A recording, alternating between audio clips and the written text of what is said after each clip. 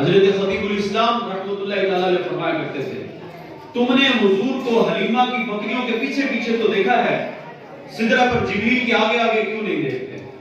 کوئی فرش تیرا یار گیا، کوئی جا سدرہ تے ہار گیا، کہ گالیاں زلفہ والا سی جڑا عرش تو بھی نل پار گیا۔ سبحان اللہ۔ حکیم صلی اللہ علیہ وسلم کی بارگاہ میں حضرت شاہ عبد الرحیم محدث دہلوی نے جب عرض کی تو حضور فرمانے لگے جمالی مستور عن اعین الناس غیرۃ من اللہ، کہا ہے عبد الرحیم اللہ تعالیٰ نے میرے حسن پر پردے ڈال رکھے ہیں کہ کوئی میرے یار کو دیکھے ہی نہ۔ وہ کیا کہا تھا قدیم شفائی میں، اس حد تک بڑھ گئی ہے بے اعتمادی کہ تجھ کو تجھ سے بھی چھپانا چاہتا ہے۔ جمالی مستور عن اعین الناس غیرۃ من اللہ، کہا اللہ تعالیٰ نے میرے حسن پر پردے ڈال رکھے ہیں کہ کوئی میرے یار کو دیکھے۔ تو 3 لفظوں میں حضور کا حلیہ بیان کیا۔ اب یادا ملیحن، حضور کا حسن نمکین تھا، مکسر، حضور کے جسم میں توازن تھا، حضور کا پیٹ مبارک اور سینہ مبارک برابر تھے، حضور کا پیٹ مبارک باہر کی جانب نہیں، اور آپ کے قد مبارک کے بارے میں یہ بات آتی ہے لیس بالطویل ولا بالقصیر، حضور کا قد مبارک نہ بہت بڑا تھا نہ چھوٹا تھا، لیکن یار میں آپ کو حضور کے قد کی کہانی سناتا ہوں۔ میرے حضور اگر 10,000 کے صحابہ کے مجمع کے اندر بھی کھڑے ہوتے نا تو حضور کے کندھے صحابہ کے سروں سے اونچے نظر آیا کرتے۔ اور مجھے یہاں پر یاد آ گئے حضور کے چچا جناب عباس رضی اللہ تعالیٰ عنہ، کسی نے ان سے پوچھا حضرت آپ بڑے ہیں یا حضور بڑے ہیں؟ کہا پیدا پہلے میں ہو گیا بڑے حضوری، پیدا پہلے میں ہو گیا بڑے حضوری۔ تو 3 لفظوں کے اندر حضور کا حلیہ ہے۔ اب یہ دیکھیں یہ حضور کی صورت کا جمال تھا کہ میرے حضور بڑے صورت ہیں۔ یار جس نے 1400 سال پہلے حضور کی مجلس نور میں بیٹھ کر میرے حضور کو دیکھا تھا وہ تھے عبداللہ ابن رواحہ۔ وہ فرمانے لگے لو لم یکن فیہ آیات مبینۃ لکان منظرہ ینبیک بالخبر، یا رسول اللہ اگر اللہ تعالیٰ آپ کو کوئی معجزہ نہ بھی عطا فرماتا، اللہ تعالیٰ نے سونا ہی آپ کو اتنا بنا دیا یہی کافی تھا۔ جس نے 1400 سال کے بعد گولڑے کی سرزمین پر بیٹھ کر دیکھا وہ تھے میرے میرے نشاں، قلم اٹھایا لکھ دیا مکھ چند بدر شاشانی ہے، متھے چمک دی لاٹ نورانی ہے، کالی زلف تے آنکھ مستانی ہے، مخمور اکی ہن مدبریاں، سبحان اللہ ما اجمل کاما اکمل کاما احسن کا، کتے میرے علی کتے تیری ثنا مشتاق کرتی ہے۔ تو جس نے 1400 سال پہلے حضور کی مجلس نور میں بیٹھ کر میرے حضور کو دیکھا وہ تھے محمد بن مسلمہ رضی اللہ تعالیٰ عنہ۔ کہا آنکھیں نکال دوں گا اگر کسی نے میرے رسول کی جانب آنکھ اٹھا کر دیکھا۔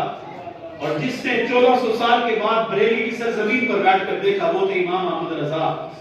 امام احمد رضا نے بھی قلم اٹھایا لکھ دیا کروں تیرے نام پہ جان فدا، نہ ایک جان دو جہاں فدا، دو جہاں سے بھی نہیں جی برا کروں کیا کروڑوں جہاں نہیں۔ سبحان اللہ۔ تو جس نے بھی حضور کو دیکھا وہ حضور کو دیکھتا ہی چلا گیا۔ تو یہ حضور کی صورت کا جمال تھا کہ جس نے بھی حضور کو دیکھا حسن یوسف پہ کٹی مصر میں انگشت زنا، سر کٹاتے ہیں تیرے نام پہ مردانے۔ یار وہاں تو حسن یوسف کو دیکھ کر زنا نے مصر نے انگلیاں کاٹ ڈالی تھی، یہاں تو دیکھا بھی نہیں تھا غازی الدین شہید نے اپنی جوانی لوٹا دی تھی، یہاں تو دیکھا بھی نہیں تھا غازی ممتاز حسین قادری نے وہ پھانسی کے پھندے کو قبول کر لیا تھا، یہاں تو دیکھا بھی نہیں تھا غازی عبد الرحمن عامر چیمہ شہید نے وہ موت کو قبول کر لیا تھا۔ تو وہاں دیکھ کر انگلیاں کاٹ ڈالی، یہاں دیکھا نہیں اور بن دیکھے اپنی جانوں کے سودے ہو رہے ہیں۔ بلکہ مجھے یہاں پر حضرت غازی مرید حسین شہید رحمت اللہ تعالیٰ علیہ کی بات یاد آ گئی۔ جب آپ نے ایک شخص کو واصل جہنم کیا تھا، اس نے حضور کی گستاخی کی تھی، تو آپ کو سلاخوں کے پیچھے ڈال دیا گیا۔ تو لوگ آپ کے پاس آئے کہنے لگے مرید حسین ابھی تو جوان ہے تو کیوں نہ اپنے بیان کو تو بدل لے، اور تو کہتے کہ جب میں نے اس کو واسطے جہنم کیا تھا اس وقت میں ہوش میں نہیں تھا، یہ بیان بدل دے۔ تو غازی مرید حسین شہید رحمت اللہ تعالیٰ فرمانے لگے میں بیان نہیں کروں گا۔ تو لوگ اکٹھے ہو کر آپ کے پیر مرشد کے پاس گئے، حضرت غازی شاہ قلندر رحمت اللہ تعالیٰ آپ کے پاس گئے اور جا کر کہنے لگے کہ آپ ذرا مرید حسین کو کہہ دیں کہ بیان بدل دیں تاکہ وہ جوان ہے اس کی زندگی بچ جائے گی۔ تو آپ نے کہا ٹھیک ہے میں جا کر مرید حسین شہید کو کہہ دیتا ہوں۔ جب شاہ قلندر رحمۃ اللہ تعالیٰ نے وہ جیل کے اندر گئے تو جیسے ہی مرید حسین شہید کو دیکھا نا تو شاہ قلندر فرمانے لگے مرید حسین بیٹا کٹ جانا بیان نہ بدلنا. تو جو لوگ ساتھ آئے تھے کہنے لگے حضرت یہ کیا ہوا؟ ہم تو آپ کو لے کر آئے تھے آپ اپنے مرید کو سمجھائیں کہ بیان بدل دے, آپ نے وہ کہہ دیا کہ بیان نہ بدلنا کٹ جانا, تو یہ کیا بات ہوئی؟ تو شاہ قلندر رحمۃ اللہ تعالیٰ نے فرمانے لگے میں بھی اسی نیت سے آیا تھا کہ بچے کو کہوں کہ بیان بدل دے, لیکن جب میں آیا نا میں نے مرید حسین شہید کو گلی میں جو وہ سراخیں تھی وہ پیچھے اس کو اکیلے نہیں پایا, میں نے مرید حسین کو حضور کے وہ بغلوں کے اندر پایا, میں نے حضور کے سینے کے ساتھ پایا, حضور اس کے پیچھے کھڑے تھے.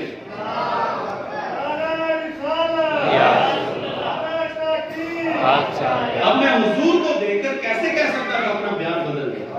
تو یہ فرانس کے وہ چند لوگ یا فرانس کا صدر اگر یہ آج بیان دے رہا ہے حضور جان رحمت صلی اللہ علیہ وسلم کی ناموس کے حوالہ سے, تو ہماری مائیں آج بھی وہ ہیں, ہماری مائیں بانج نہیں ہوئی جو غازی علم الدین شہید پیدا کرتی ہیں, ابھی وہ مائیں بانج نہیں ہوئی جو غازی ممتاز حسین قادری شہید پیدا کرتی ہیں, ابھی وہ مائیں بانج نہیں ہوئی جو ممتاز حسین قادری پیدا کر کے لوگوں کو دیتی ہے. تو فرانس قبول ہو گئی ہے شاید وہ حضور کے خاکے بنا کر وہ نوجوانوں کے دلوں سے حضور کی محبت نکال دیں گے, ایسی ممکن نہیں ہے. ہم نے ہر دور میں تقدیس رسالت کے لیے وقت کی تیز ہواؤں سے بغاوت کی ہے, چھوڑ کر سلسلہ رسم سیاست کا فسون بس ایک نام محمد سے محبت کی ہے. اور یار جیڑا ذکر خدا بلند کرے کیڑا جمع اس کو بلند کرے, اس ذکر دا حافظ آپ خدا پڑھو لا الہ الا اللہ. تو حضور علیہ السلام کی صورت کا جمال یہ تھا جس نے بھی حضور کو دیکھا وہ دیکھتے ہی چلا گیا. یار آج کتنے نوجوان بیٹھے ہیں, ہم نے حضور کو دیکھا تو نہیں ہے, تڑپ تو دل میں ہے, لیکن بہت سارے نوجوان ایسے ہیں جن کے دلوں میں یہ تڑپ پیدا ہوتی کاش غازی علم الدین شہید جیسا اللہ تعالیٰ ہم سے بھی کام کرے. ہم ہر چیز پر کمپرومائز کر سکتے ہیں لیکن حضور کی عزت پر کوئی آنچ آئے ہم کبھی بھی یہ کمپرومائز نہیں کر سکتے. آقا کریم علیہ السلام کی صورت کا جمال یہ تھا جس نے بھی حضور کو دیکھا وہ حضور کو ہی دیکھتا چلا گیا. اب حضور کی سیرت کیسی تھی, حضور کا کردار کیسا تھا؟ ویسے تو اس حوالے سے بہت سارے ایسے پوائنٹس ہیں, بہت سارے ایسے موضوعات ہیں سیرت کے حوالے سے جس پر بات کی جا سکتی ہے, لیکن میں جس پر چند باتیں آپ کی سماعتوں کی نظر کرنا چاہوں گا وہ حضور کی سیرت کا ایک گوشہ ہے جس کی آج میرے معاشرے کو اہم ضرورت ہے. وہ سیرت کا گوشہ کون سا ہے کہ میرے حضور کے پاس جو بھی آتا حضور اس سے محبت فرماتے, محبت بانٹنے کا مزاج میرے حضور نے معاشرے کو دیا ہے. آج ہمارے معاشرے میں نفرتوں نے بسیرا کر لیا, آج 10 سال گزر جاتے ہیں ہم معاشرے میں دیکھتے ہیں ایک بھائی اپنے دوسرے بھائی کو بلانے کے لیے وہ تیار ہی نہیں ہے. 10 سال گزر گئے, ہم 5 بندے کے پلاٹ کے اوپر ہم نے لڑائی کی, جھگڑا کیا, ادھر سے اس کی اولاد قتل کر دی, ادھر سے اس کی اولاد کو قتل کر دیا گیا, لیکن 5 بندے کا پلاٹ وہیں کا وہیں کھڑا ہے لیکن بھائی یہاں نہیں ہے. تو یار آؤ نا ایک حضور کے نام کا صاحب میلاد ایسا بھی منائیں کہ اپنے بھائیوں کے ساتھ محبت کرنے کا مزاج پیدا کریں. میرے حضور نبی رحمت صلی اللہ علیہ وسلم تشریف فرماتے, ایک شخص حاضر خدمت ہوا, عرض کی بندہ نواز میں سارا دن کام کرتا ہوں اور میرا بھائی گھر میں مفت کی بیٹھ کر روٹیاں کھاتا ہے, میں سارا دن کام کرتا ہوں. میرے حضور جان رحمت صلی اللہ علیہ وسلم نے ارشاد فرمایا یار یہ بھی تو ہو سکتا ہے اللہ رزق ہی تمہیں اس کا صدقہ دیتا. یہ کتنا خوبصورت مزاج ہے معاشرے کو جوڑنے کا. تو ہمیں ایک حضور کے نام کی محفل, حضور کے نام کا ایک تذکرہ ہمیں ایسا بھی صاحب سجا کر بیٹھنا چاہیے. آؤ نہ قدم بڑھائیں. 10 سالوں سے جو ہم نے برادری کے نام پر, جو ہم نے جائیداد کے نام پر اپنے بھائیوں سے قطع تعلقی کی ہوئی ہے, یا آؤ نہ ان سے صلح کر لیں. میرے حضور فرماتے ہیں اگر معاف کر دینے سے تمہاری عزت میں کمی آئے تو کل قیامت والے دن محمد عربی سے آتا ہے.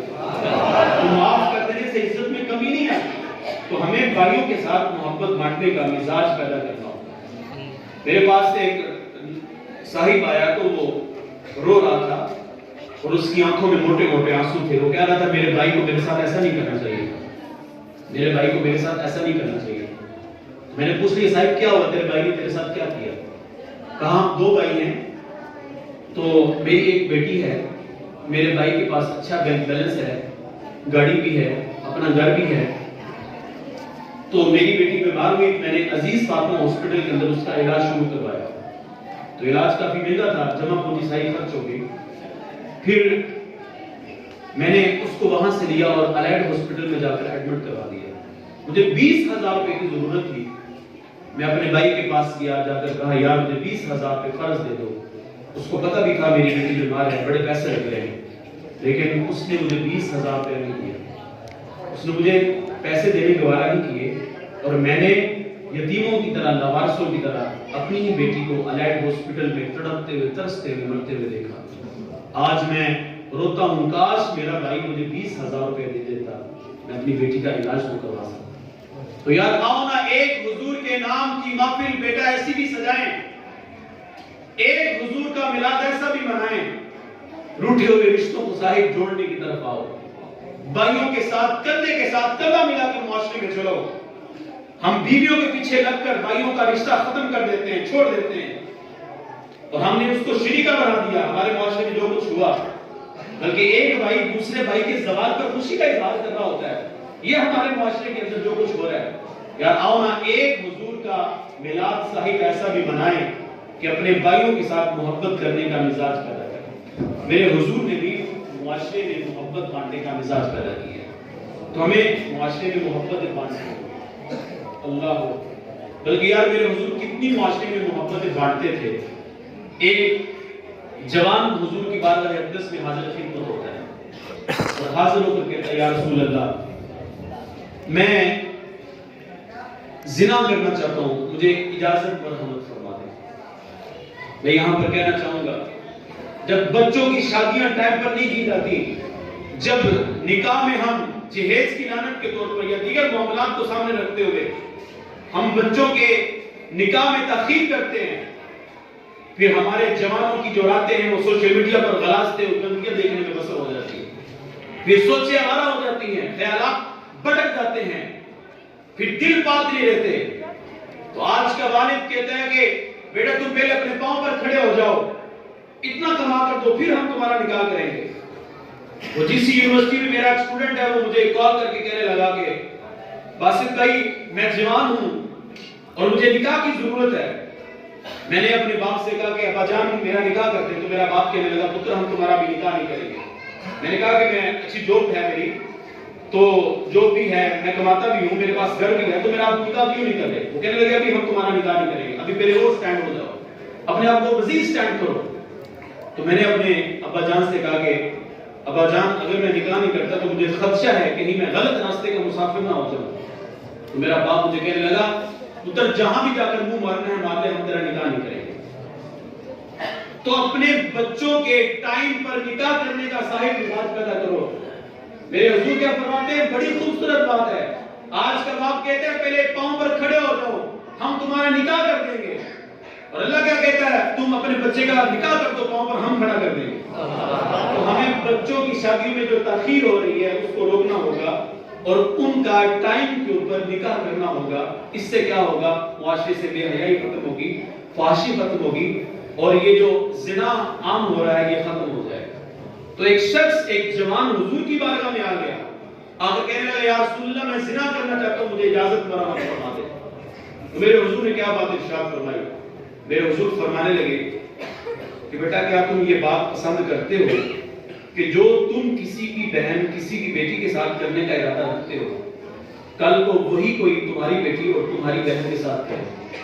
کہا یا رسول اللہ میں بالکل بھی پسند نہیں کرتا۔ تو میرے حضور نے فرمایا جس کے ساتھ تم کرنے کا ارادہ رکھتے ہو وہ بھی تو کسی کی بہن کسی کی بیٹی ہے۔ یہ بات کہی اور میرے حضور نے دعا کے لیے ہاتھ اٹھا دیا، اے اللہ میرے اس جوان کو حیا کا، کردار کا حسن نصیب فرما دے، میرے اس جوان کی آنکھوں میں حیا پیدا کر دے۔ تو حضور نے اس انداز میں لوگوں کو اپنے قریب کیا، محبت بانٹی، ان کو میرے حضور نے بڑے ہی خوبصورت انداز میں سمجھایا ہے۔ بلکہ یار میرے حضور کتنی معاشرے میں محبت بانٹنے کا مزاج دیتے ہیں۔ ایک حضور کے نام کی محفل ایسی بھی سجائیں، ایک حضور کے نام کا میلاد صاحب ایسا بھی کریں۔ آج ہمارے گھروں میں جو والدین کے ساتھ سلوک کیا جاتا ہے وہ کسی سے مخفی نہیں ہے۔ ہمارے بچوں کی شادی ہوتی ہیں، وہ اپنی بیوی کو لے کر علیحدہ ہو جاتے ہیں، اور جو ماں باپ ہوتے ہیں وہ یتیموں کی طرح لواسوں کی طرح گھر میں پڑے ہوتے ہیں. آج ایک میلاد حضور کے نام کا ایسا بھی سجائیں, ایسا بھی منائیں کہ اپنے بوڑھے ماں باپ کے ساتھ خدمت کرنے کا مزاج پیدا کریں. وہ میرے ایک نمازی ہیں, تو 90-95 سال کی عمر میں ان کا انتقال ہوا. بزرگ تھے, پاکستان بننے سے پہلے بھی وہ ٹیچر تھے, تو ان کی داڑھی میں ابھی بھی کچھ بال کالے تھے. تو میں نے ایک دن ان سے کہا کہ بابا جی اپنی جوانی کا راز تو ہمیں بتائیں. تو وہ ہنسنے لگے اور مجھے پنجابی میں کہنے لگے, آپ صاحب جو عزت کرنا ہے پتر ہونا نا, پیو کبھی بوڑھا نہیں ہوتا. تو ایک میلاد حضور کے نام کا ایسے بھی سجائیں, ایک محفل ایسی بھی سجائیں, اپنے ماں باپ کی قدر کرنے کا مزاج پیدا کریں. تو حضور نے بھی والدین کے ساتھ, حضور کی جو سیرت ہے, حضور نے جو محبتیں بانٹی ہیں وہ ہمیں اسی بات کا درس دیتی ہے. میرے حضور نے بھی فرمایا تھا کاش آج میرے ماں باپ زندہ ہوتے. ایک روایت میں کہا کاش آج میری ماں زندہ ہوتی, میں نماز عشاء پڑھا رہا ہوتا, سورۃ فاتحہ کی اس میں قرات کر چکا ہوتا, میری ماں کو مجھ سے کوئی کام یاد آ جاتا, وہ پردے کی چلمن کو سرکاتی اور اپنے میٹھے لہجے میں کہتی, پتر محمد میری بات سنو. کہا صحابہ میں نماز چھوڑ دیتا, جا کر اپنی ماں کی بات کو سنو. ایک حضور کے نام کی محفل ایسی بھی سجائیں, ایک میلاد ایسا بھی سجایا جا سکتا ہے. ایسے اس انداز میں بھی حضور کی ولادت کے تذکرے کیے جا سکتے ہیں کہ والدین کے ساتھ حسن سلوک کرنے کا ہم جو ہے وہ اپنا آغاز کرتے ہیں, ان کی خدمت کرنے کا مزاج کرتے ہیں. کیونکہ یہ شادی کی تقریب کے لیے ایک محفل کا اہتمام کیا گیا ہے, تو میں ضروری سمجھتا ہوں کہ میں بیوی کے حوالہ سے بھی کچھ بات آپ کے سامنے رکھوں. ہمارے ماحول میں جو طلاق کی شرح دن بدن بڑھ رہی ہے, ایک سروے کے مطابق وہ 60% جو ہے وہ طلاق کی شرح میں زیادتی ہو گئی ہے. 60%. یہ طلاق کی کیوں عام ہو رہی ہے؟ اس کی بہت ساری وجوہات ہیں. اس کے اندر یہ بھی پیچھے جو وجوہات ہیں کہ ہماری مائیں آج اپنی بیٹیوں کی تربیت نہیں کرتی, آج کا باپ اپنے بیٹے کی تربیت نہیں کرتا. یہ ساری وجوہات ہیں. لیکن اس سے ہٹ کر اور بھی بہت ساری وجوہات ہیں کہ آج ہم اپنی بہوؤں کے ساتھ جو سلوک کرتے ہیں وہ کسی سے مخفی نہیں. یار نوکروں جیسا سلوک ہمارے معاشرے میں اپنی بہو کے ساتھ کیا جاتا ہے. ایک شوہر اپنی بیوی کے ساتھ چند بول میٹھے بول لے نا تو بہن بھائی کہنے شروع کر دیتے یہ تو بیوی کے نیچے لگ گیا, یہ کہنا شروع کر دیتے. میرے حضور نے کتنی معاشرے میں محبتیں بانٹنے کا مزاج دیا ہے, بیوی کے ساتھ کتنی محبتیں میرے حضور نے بانٹی ہیں. میرے حضور ایک دن گھر تشریف لے کر آئے تو حضرت عائشہ صدیقہ رضی اللہ تعالیٰ عنہ, آپ نے پیالہ پکڑا ہوا تھا, پیالے میں پانی نوش فرما رہی تھی. حضور نے دیکھا, حضور نے وہیں اشارہ کر دیا, کہا عائشہ میرے لیے بھی کچھ بچا کر رکھ لینا. قریب آئے تو وہ پیالہ ہاتھ میں لیا, کہا عائشہ مجھے بتاؤ نا تم نے کس جگہ پر ہونٹ رکھ کر پانی پیا تھا؟ محمد جو ادھر ہی ہونٹ رکھ کر پانی پیا. تو میں جوانوں آپ سے پوچھنا چاہتا ہوں, جو شادی شدہ افراد بیٹھے ہیں میں ان سے پوچھنا چاہتا ہوں, اگر یہ مزاج آج کا شوہر بنا لے محبت اپنی بیوی کے ساتھ, تو معاشرے میں پھر کیسے طلاق ہوگی؟ تو ہمیں بیوی کے ساتھ محبت بانٹنے کی طرف آنا ہوگا. بلکہ میرے حضور جان رحمت صلی اللہ علیہ وسلم نے اتنی محبت فرمائی. ایک حضرت عائشہ صدیقہ رضی اللہ تعالیٰ عنہ گھر آئی تو حضور علیہ الصلوۃ والسلام گھر تھے, تو آقا کریم علیہ الصلوۃ والسلام نے دیکھا کہ حضرت عائشہ صدیقہ رضی اللہ تعالیٰ عنہ نے سر پر پٹی باندھی ہوئی ہے. تو میرے حضور نے دیکھا تو حضور پوچھنے لگے عائشہ تیرے سر کو کیا ہوا؟ تو کہا یا رسول اللہ میرے سر میں درد ہے اس لیے میں نے پٹی باندھی ہوئی ہے. تو حضور نے یہ بات سنی تو حضور فرمانے لگے عائشہ یہ تیرے سر میں تو درد نہیں ہے, یہ تو محمد کے سر میں درد ہے. تو حضور نے محبت بانٹی. تو صاحب آئیں ہم بھی محبت بانٹنے کا مزاج پیدا کریں, رشتوں کو اہمیت دیں. آج ہماری بہنیں جو ہیں ہم ان کو اہمیت نہیں دیتے, آج باپ کے رشتے کو اہمیت نہیں دی جا رہی, آج بھائی کے رشتے کے ساتھ جو ہم کر رہے ہیں وہ بھی کسی سے مخفی نہیں ہے. تو آج ہم نے رشتوں کو اہمیت دینے کا مزاج پیدا کرنا ہے. بلکہ ہمارے جو معاشرہ ہے بر صغیر کا بالخصوص وہاں جو بیوی کے ساتھ اور بہن کے ساتھ جو کیا جاتا ہے وہ کسی سے مخفی نہیں ہے. یہ ظلم کی داستان ہے. اپنے گھروں میں بھی ہم بہنوں کو ذلیل کرتے ہیں. کل جب ان کی شادی ہوتی ہے سسرال کے ہاں میں بھی جا کر یہ ذلیل کی جاتی ہے. ہمارا جو بر صغیر کا بالخصوص معاشرہ ہے یہاں ہمارے اندر یہ رواج ہے کہ جب اپنی بہنوں کے گھروں میں بھائی جاتے ہیں تو وہاں کھانا نہیں کھاتے. باپ جاتا ہے تو کھانا نہیں کھاتا. صاحب تم کھانا کیوں نہیں کھاتے؟ اس لیے کہ ہمارے اندر یہ رواج ہے کہ ہم بیٹی کے گھر سے کھانا نہیں کھاتے. تو اکثر یہ بات کہا کرتا ہوں, ہاں ہم اتنے پڑھے لکھے لوگ ہیں, بیٹی کے گھر سے جا کر کھانا تو نہیں کھاتے لیکن وراثت کا حصہ ضرور کھا جاتے ہیں. وراثت کا حصہ ضرور کھایا ہے۔ حضرت بابا بولے شاہ رحمۃ اللہ تعالیٰ علیہ فرمایا کرتے تھے حج بھی کیتی جاندے ہو، لو بھی پیتی جاندے ہو، کھا کے مال یتیماں دا بیچ مسیتی جاندے ہو، دسو نا اے بلے نو اے کیتی جاندے ہو۔ میں اپنی گفتگو کو کلوز کرنا چاہوں گا اور آپ کو یہ دعوت محبت دینا چاہوں گا۔ اور صاحب ایک حضور کے نام کی محفل ایسی بھی سجائیں، ایک حضور کے نام کا میلاد زندگی میں ایسا بھی کریں، بہن کے سر پر شفقت کا ہاتھ رکھیں۔ میرا ایک دوست ہے، وہ اسٹوڈنٹ، اس نے مجھ سے قرآن مجید پڑھا ہے، آج کل وہ ڈاکٹر ہے، تو جب اس کے پیپر ہو رہے تھے تو اس کی مجھے کال آئی، کہنے لگا کہ باسط بھائی مجھے کوئی وظیفہ بتا دیں، بڑی ٹینشن ہے، جو لاسٹ سیمسٹر ہے میرا MBBS کا وہ بڑا مشکل ہے، تو امتحانات میں مجھے بڑی مشکل پیش آ رہی ہے، مجھے کوئی وظیفہ بتا دیں۔ تو میں نے کہا میں آپ کو چھوٹا سا وظیفہ دے دیتا ہوں، یہ کر لیں، تعلیم میں کبھی آپ کو ناکامی کا سامنا نہیں کرنا پڑے گا، بلکہ رزق میں بھی کبھی ناکامی کا سامنا نہیں کرنا پڑے گا۔ جتنے نوجوان بیٹھے ہیں، بیٹا یہ آپ سب کے لیے بھی ہے۔ تو اس نے کہا کہ مجھے کوئی وظیفہ بتا دیں، میں نے اس کو وظیفہ بتایا، میں نے کہا بڑا سادہ سا وظیفہ ہے، یہ تم کر لو۔ کہنے لگا کیا؟ میں نے کہا تمہاری کوئی بہن ہے؟ اس نے کہا ہاں جی میری 2 بہنیں ہیں۔ میں نے کہا یار پھر ایسے کیا کرو، جو تمہارے باپ تمہیں خرچی دیتے ہیں، جیب خرچ دیتے ہیں، آپ ویکلی دیتے ہیں یا منتھلی دیتے ہیں، جو بھی دیتے ہیں یا ڈیلی بیسس پر آپ کو جو خرچہ ملتا ہے، کبھی کبھی ایسے کیا کرو 10-20 روپے کی 50 روپے کی جتنی آپ لے سکتے ہیں، توفیق آپ کو ہے وہ لے لیا کرو اور جا کر بہن کے ہاتھ میں گھر رکھ دیا کرو اور کہا کرو میری بہن یہ میں تیرے لیے لے کر آیا ہوں۔ بہن کے ساتھ محبت بانٹنے کا مزاج پیدا کرو۔ میرے حضور نے فرمایا، میرے حضور فرماتے ہیں اللہ تعالیٰ جتنی جلدی ایک بہن کی بھائی کے حق میں دعا قبول کرتا ہے، کوئی بھی دعا قبول نہیں کی جاتی۔ تو بہنیں جب تمہارے لیے دعا کریں گی تو پھر تم کیسے ناکام ہو جاؤ گے؟ تو لہٰذا اگر تعلیمی سلسلے میں کامیاب ہونا چاہتے ہو، اپنی بہنوں کے سر پر شفقت کا ہاتھ رکھو۔ ہم دوستوں کے ساتھ پیزا کھانے کے لیے جاتے ہیں تو وہاں 2-2 گھنٹے 3-3 گھنٹے بیٹھ جاتے ہیں، سنوکر کلب کے لیے جاتے ہیں وہاں 11 بیٹھ جاتے ہیں، ہم چائے کے پھٹے پر بیٹھے وہاں 1 گھنٹہ گزار دیتے ہیں۔ بالکل۔ تو بہن کے ساتھ بھی میٹھے بول بولنے کا جو ہے وہ اپنا مزاج پیدا کرے۔ میں آخری بات اسی پر اپنی گفتگو کو کلوز کرنا چاہوں گا اور بتانا چاہوں گا میرے حضور نے کتنی معاشرے میں محبت بانٹی ہے۔ صحابی کا نام ہے حضرت جابر رضی اللہ تعالیٰ عنہ، 9 بہنیں ہیں ان کی، 1 بھائی ہیں اور ان کے جو باپ ہیں وہ غزوہ احد کے موقع پر جامع شہادت نوش کر جاتے ہیں، مدینہ النور کی جانب رفتے سفر باندھتے ہیں۔ میرے حضور کا یہ معمول تھا، میرے حضور کبھی صحابہ سے پہلے تشریف لے جاتے ہیں، کبھی سب سے آخر میں حضور مدینہ شریف تشریف لے کر جایا کرتے ہیں۔ صحابہ آگے نکل گئے، حضرت جابر پیچھے سے میرے حضور تشریف لائے۔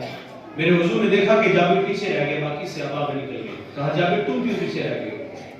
کہا حضور باقی صحابہ کے پاس جو سواریاں تھیں وہ طاقتور تھی، مضبوط تھی، اس لیے وہ آگے نکل گئے، میرے پاس جو سواری ہے وہ کمزور ہے، اس لیے میں پیچھے رہ گیا۔ میرے حضور فرمانے لگے کیا خیال ہے تیری سواری کو تیز نہ کر دیں؟ کہا حضور یہ تو آپ کی شفقت ہوگی۔ حضور نے چھڑی لگائی، حضرت جابر کی سواری کو تیز کر دیا، پھر مدینہ النور کی جانب بڑھنے لگے۔ حضور نے ایک سوال کیا، کہا جابر تیری شادی ہوئی ہے؟ کہا یا رسول اللہ میری شادی ہوئی ہے۔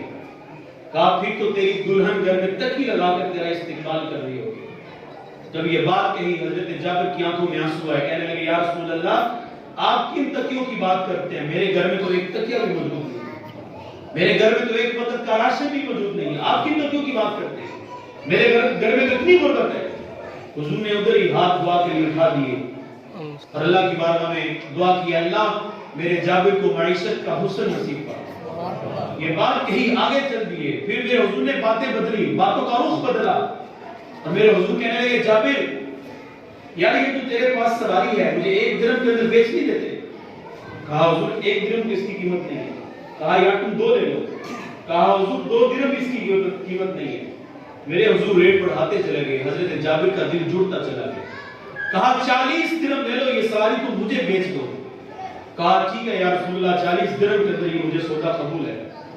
حضور مدینہ النور پہنچے، حضرت بلال کو بلایا، کہا بلال 40 درہم اس کو دے دو، کچھ زیادہ ہماری طرف سے بھی دے دو اور یہ سواری سے لے لو۔ اب حضرت جابر نے وہ 40 درہم ہاتھوں میں لیے، جو زیادہ حضور نے دیے تھے وہ بھی ہاتھوں پہ رکھے اور اپنے گھر کی تحریض کی جانب بڑھنے لگے۔ مختلف قسم کے خیالات آ رہے ہیں، کبھی خیال آتا ہے جابر اتنے پیسے یار تیرے پاس اکٹھے ہو گئے ہیں تو اس سے کوئی اچھا سا کام کرنا، اللہ تعالیٰ تمہارے رزق میں برکت عطا فرما دے گا۔ کبھی خیال آتا ہے جابر 9 बहनें घर में बैठकर तेरा इंतजार कर रही होगी, हमारा वीर हमारे लिए फला फला चीज लेकर आएगा।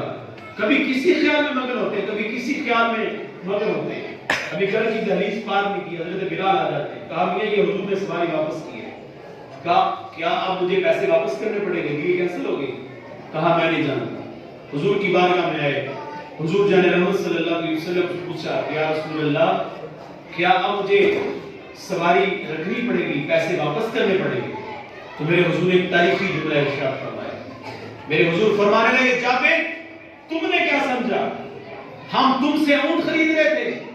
नहीं नहीं जाबिर, हम तुमसे सवारी नहीं खरीद रहे थे, हम तुमसे ऊंट नहीं खरीद रहे थे, हम तो ये देख रहे थे कि कितने दिरहम हो कि मेरे जाबिर के घर का चूल्हा भी रोशन हो जाए, कितने दिरहम हो कि मेरे जाबिर की बहनों के लबों पर भी मुस्कुराहट आ जाए, कितने दिरहम हो कि मेरे जाबिर के घर के हालात भी ठीक हो जाए। जाबिर हम तुमसे ऊंट नहीं